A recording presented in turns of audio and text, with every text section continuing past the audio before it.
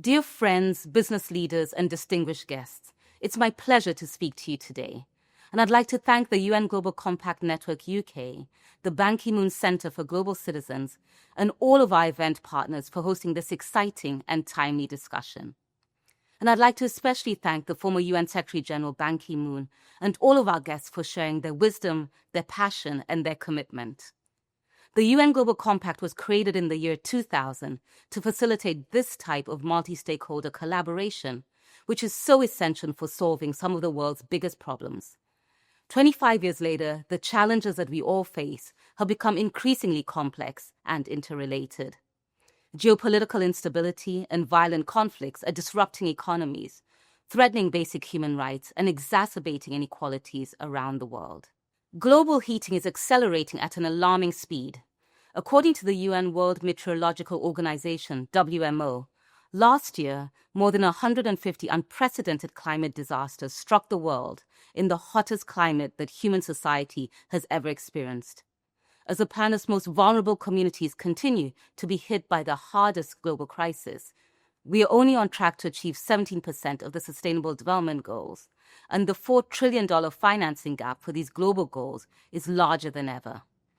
Meanwhile, recent policy shifts, particularly in the US, are fueling a backlash against sustainable business and moving away from multilateral development commitments, including the Sustainable Development Goals. Dear friends, if you have learned anything over the past few years, it is that we all have a shared interest in these realities. At the UN Global Compact, we work to build bridges between the private sector, governments, and civil society organizations.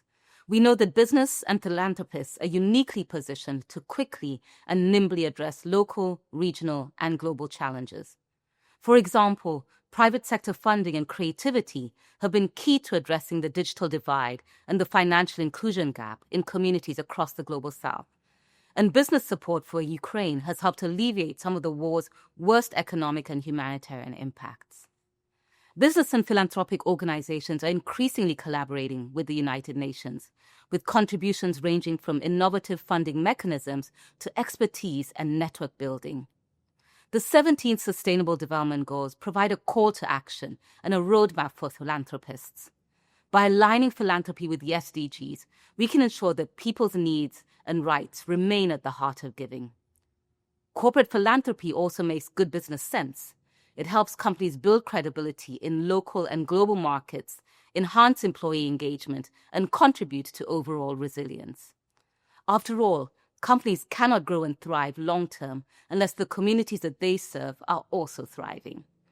Yet, according to the World Economic Forum, corporate giving still only makes up a small percentage of global philanthropy, 11% by some estimates. The business community must do more, and we must do it much faster. Dear friends, business has enormous potential to create positive change at scale, to build thriving, inclusive economies that put people and the planet over short-term profits. Corporate philanthropy is indeed a powerful tool towards reaching our global goals.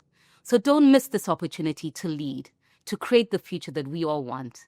Thank you, and I look forward to future collaboration with all of you.